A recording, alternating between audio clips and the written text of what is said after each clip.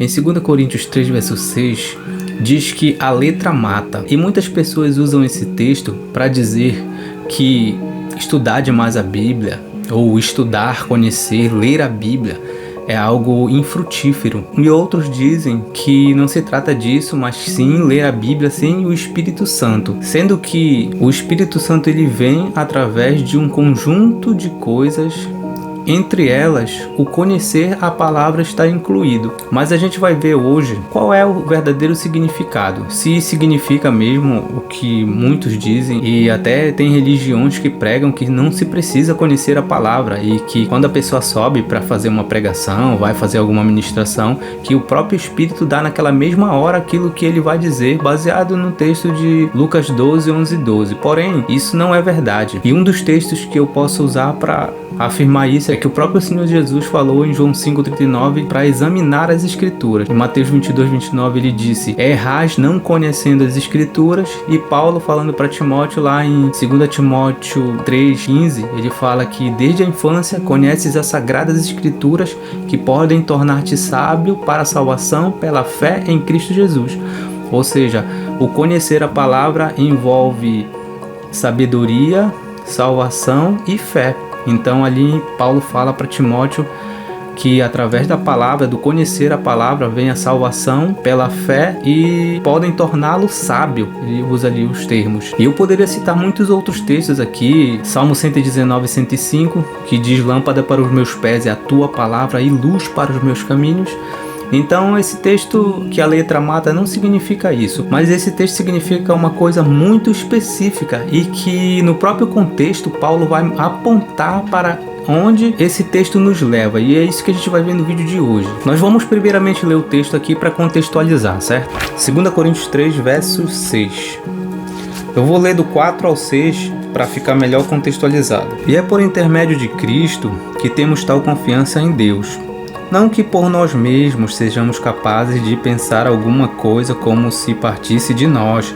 Pelo contrário, a nossa suficiência vem de Deus, o qual nos habilitou para sermos ministros de uma nova aliança, não da letra, mas do Espírito, porque a letra mata, mas o Espírito vivifica. Então, o texto é esse: a letra mata, mas o Espírito vivifica. Então a gente vai ver aqui no contexto do que ele está falando. Então a gente vai começar a examinar aqui as Escrituras através da segunda parte. Por exemplo, ele diz assim, ó: a letra mata, mas o Espírito vivifica. Então vamos ver o que significa o Espírito aqui nessa questão. Se a gente pegar aqui João 6, 63, Jesus vai dizer assim, ó, vamos lá, João 6: o Espírito é o que vivifica, a carne para nada aproveita. As palavras que eu vos tenho dito são espírito e são vida. Olha só, ele fala que as palavras que ele tem dito, essas é que são espírito e que são vida. Então é interessante isso, porque se a gente pegar esse texto, a gente vai ver que lá ele diz: a letra mata, mas o Espírito é o que vivifica. Se a gente pegar aqui João 6, 63, ele diz que a carne para nada aproveita, o Espírito que vivifica. As palavras que eu vos digo são Espírito e são vida. Se a gente pegar Lucas 24, 44 a 49, a gente vai ler o seguinte texto. Qual eram as palavras que Jesus falava para eles? Porque ele disse assim, né? As minhas palavras são espírito e são vida. Então vamos lá. Vamos ver que palavras são essas. Lucas 24. Aqui nesse contexto de Lucas 24, do 44 ao 49, Jesus já tinha ressuscitado. Ele já tinha morrido, sepultado e ressuscitado ao terceiro dia. Agora olha o que ele diz aqui, quando ele se encontra. Versículo 44. A seguir, Jesus lhes disse: são estas as palavras que eu vos falei, estando ainda convosco. Ele diz assim mesmo, ó, são estas as palavras que eu vos falei, estando ainda convosco. Esse estando ainda convosco é durante os 3 anos que ele passou, desde quando ele se batizou e escolheu os 12 lá. Estando ainda convosco, é esse tempo, esse período que ele está se referindo aqui nesse texto. São estas as palavras que eu vos falei, estando ainda convosco. Que palavras? Ele vai apontar aqui, ó. importava se cumprisse tudo que de mim está escrito na lei de Moisés, nos profetas e nos salmos. Então lhes abriu o entendimento para compreenderem as Escrituras e lhes disse: assim está escrito que o Cristo havia de padecer e ressuscitar dentre os mortos no terceiro dia, e que em seu nome se pregasse arrependimento para a remissão de pecados a todas as nações, começando de Jerusalém. Qual eram as palavras que ele fala lá que são espírito e são vida? Ele está se referindo ao Antigo Testamento, porque aqui ainda não havia Novo Testamento. Então, voltando lá para 2 Coríntios 3,6, que ele diz que o espírito que vivifica, que a letra mata, mas o espírito que vivifica, se a gente for olhar, ele está apontando para o Antigo Testamento. E lá em Hebreus 4,12 ele diz que a palavra de Deus é viva. Então, a palavra por si só, ela já é algo espiritual. Então, através dela vem o Espírito. E ele está falando das palavras do Antigo Testamento, da Antiga Aliança, porque, lembrando, voltando, né? Jesus, quando proferiu aquelas palavras de Lucas 24, ainda não havia Novo Testamento. Em 1 Pedro 1,23 diz assim, ó: pois fostes regenerados não de semente corruptível, mas de incorruptível, mediante a palavra de Deus, a qual vive e é permanente. Ou seja, aqui ele disse de novo que a palavra de Deus é viva, e essa vida é através do conhecimento da própria palavra. Isso daqui refuta aquela ideia de que a letra mata significa não conhecer a palavra de Deus. Isso já refuta essa ideia. E em Efésios 6,17 vai dizer que a palavra de Deus ela é o capacete da salvação e a espada do Espírito. Então o texto de 2 Coríntios 3, versículo 6, não pode estar se referindo ao não saber, não conhecer, ou não se aprofundar no conhecimento da palavra, porque é através do conhecimento da palavra que o Espírito atua nos filhos de Deus, entendeu? É no conhecimento. Lembra das palavras de Paulo a Timóteo lá: procura apresentar-te a Deus, 2 Timóteo 2,15. Procura apresentar-te a Deus como um obreiro aprovado, que não tem do que se envergonhar e que maneja bem a palavra da verdade. E em 2 Timóteo 3,16 diz que toda palavra é inspirada por Deus e é apta para o ensino, repreensão, correção. Dito isso, vamos analisar o que de fato o texto de 2 Coríntios 3, verso 6 quer dizer. Vamos ler no versículo 7 o que ele fala, que vai nos dar uma pista do que ele está realmente, o que Paulo realmente quer ensinar naquele texto, para onde que ele nos leva. E se o ministério da morte, gravado com letras em pedras, se revestiu de glória, a ponto de os filhos de Israel não poderem fitar a face de Moisés por causa da glória do seu rosto, ainda que desvanecente, como não será de maior glória o ministério do Espírito? Porque se o ministério da condenação foi glória, em muito maior proporção será glorioso o ministério da justiça. Então aqui ele usa algumas palavras-chave que vão nos levar a entender do que ele está falando no texto. Ele diz assim mesmo, ó: ministério da morte gravado com letras em pedras. Letras gravadas em tábua de pedra. Ele usa o ministério da morte, letras gravadas em tábua de pedra e que o rosto de Moisés resplandeceu. Então, se a gente entender lá na Antiga Aliança, onde é que está escrito letras gravadas em tábua de pedra e em que ponto o rosto de Moisés resplandeceu e por que ele chama de ministério da morte, a gente vai ver isso em Romanos 6 e Romanos 7. Aí a gente vai saber do que exatamente Paulo está falando nesse texto aqui especificamente, dentro desse contexto aqui. Então em Êxodo 34, 29 a 35, mostra um momento em que o rosto de Moisés resplandeceu. E ali a gente vai ver o que foi que aconteceu para que o rosto dele resplandecesse. Vamos lá ver. Quando desceu Moisés do Monte Sinai, tendo nas mãos as 2 tábuas do testemunho, sim, quando desceu do monte, não sabia Moisés que a pele do seu rosto resplandecia, depois de haver Deus falado com ele. Olhando Arão e todos os filhos de Israel para Moisés, eis que resplandecia a pele do seu rosto e temeram chegar-se a ele. Aqui está mostrando o momento em que o rosto de Moisés resplandeceu. Foi no momento em que ele desceu do monte com as 2 tábuas de pedra na mão. Em Deuteronômio 10:5 ele vai mostrar o que foi escrito nas tábuas de pedra, para que a gente entenda o que significa, o que ele falou lá em 2 Coríntios 3, que ele chamou de ministério da morte. Entendeu? Gravado em tábuas de pedra. E o que é esse ministério da morte? Deuteronômio 4:13 e Deuteronômio 10:5. Vai mostrar aqui, ó. Deuteronômio 4:13, ó. Então vos anunciou ele a sua aliança, que vos prescreveu os 10 mandamentos. E os escreveu em 2 tábuas de pedra.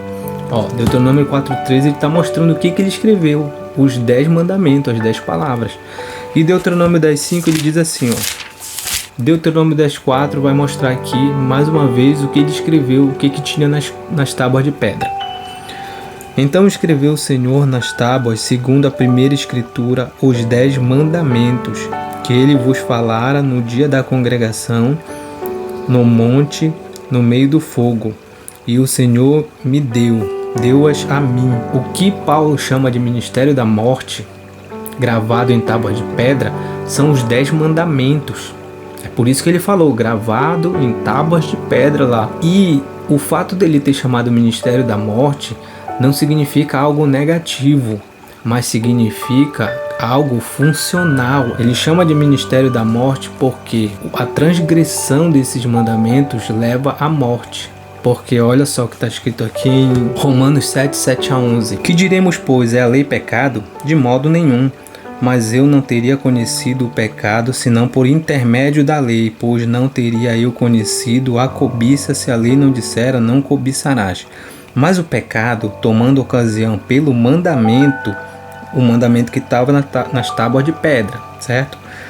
Mas o pecado, tomando ocasião pelo mandamento, despertou em mim toda sorte de concupiscência, porque sem lei está morto o pecado.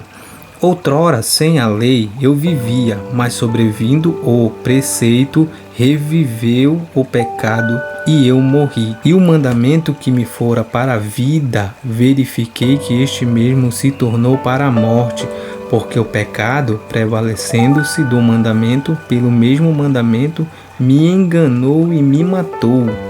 É por isso que ele chama de ministério da morte. Sem lei significa quando eu não conheço a lei. Porque mesmo eu conhecendo a lei, lá em Romanos 2, ele explica isso. Que aqueles que sem lei, aqueles que pecaram sem a lei perecerão. Quando ele diz aqui que sem lei está morto o pecado, e eu vivia sem a lei, ele diz aqui, outrora sem a lei eu vivia, mas sobrevindo o preceito, reviveu o pecado e eu morri. Está falando aqui de conhecimento. Ele não conhecia a lei, porém que para ele aquilo não era pecado, então o pecado não existia. Então é disso que ele está falando aqui. Sem lei está morto o pecado. É por isso que ele fala lá em Efésios 2:1 e 2:5, né? O versículo 1 e versículo 5 do capítulo 2 de Efésios, ele diz: ele vos deu vida estando vós mortos nos vossos delitos e pecado. O cara aqui, e mesmo ele sem a lei aqui, ele tá morto, porque ele tá pecando e nem sabe que ele tá morto. Na cabeça dele, ele não tá fazendo nada demais e ele vive do jeito que ele quiser. Entendeu? É como se o pecado tivesse morto para ele. Mas quando sobreveio o preceito, ele conheceu o preceito, né? Que ele mesmo fala no versículo 7 aqui, ele diz, né? O mandamento que era para a vida se tornou para a morte. Por quê? Porque no momento que ele conhece o mandamento que era para a vida, se tornou para a morte porque ele viu que ele era pecador. E o pecado, tomando ocasião pelo mandamento, que é o ministério da morte, que ele fala lá, matou ele. Porque Romanos 6:23 ele vai dizer que o salário do pecado é a morte. Quando ele deixa de se tornar transgressor da lei, através do Espírito Santo, ele diz lá em Gálatas 5:16, andai no Espírito e jamais satisfareis as concupiscências da carne. Então, através do Espírito, ele deixa de ser transgressor da lei. Aí vem Efésios 2:1, que diz, ele vos deu vida, estando vós mortos nos vossos delitos e pecados. Já através do Espírito, ele passou a ter vida. A letra mata porque ele é transgressor, entendeu? Para entender um pouquinho melhor essa dinâmica, pega Tiago 1, 13 a 15. Vamos ler do 12, que fica bem contextualizado, aí vai ficar muito bom a dinâmica aqui para a gente entender, olha só. Bem-aventurado o homem que suporta com perseverança a aprovação, porque depois de ter sido aprovado, receberá a coroa da vida, a qual o Senhor prometeu aos que o amam. Ninguém ao ser tentado diga, eu sou tentado por Deus, porque Deus não pode ser tentado pelo mal e ele mesmo a ninguém tenta. Ao contrário, cada um é tentado pela sua própria cobiça. Quando esta o atrai e seduz, então a cobiça, depois de haver concebido, dá a luz ao pecado. E o pecado, uma vez consumado, gera a morte. E em 1 Coríntios 15, 56, vai ficar desenhado porque é ministério da morte. O aguilhão da morte é o pecado. E a força do pecado é a lei. Vamos entender aqui. O que é aguilhão? Aguilhão é como se fosse um ferrão de escorpião. Então, o aguilhão da morte é o pecado. E a força do pecado, o que vai matar, o que vai legalizar a morte que o pecado gera quando consuma, é a lei, ele diz aqui. O aguilhão da morte é o pecado. E a força, o que dá força ao pecado é a lei. Então o que dá legalidade para o pecado te matar quando você consuma o pecado é a própria lei de Deus. Então é por isso que ele fala que o aguilhão da morte é o pecado e a força do pecado é a lei. Então quando você está na carne, quando ele diz lá em Gálatas 5,16, você faz as concupiscências da carne. É lá, por isso que lá em Romanos 8 ele diz, portanto os que estão na carne não podem agradar a Deus, mas vós não estáis na carne, mas no Espírito. Então ficou entendido aqui por que ministério da morte e do que Paulo estava tratando lá em 2 Coríntios. Em Romanos 6,22 ele vai dizer assim, ó: agora porém libertados do pecado, transformados em servos de Deus, tendes o vosso fruto para a santificação e por fim a vida eterna. Aí ele usa aqui o termo libertados do pecado. Por que libertados do pecado? Porque o pecado já não tem mais força. Por quê?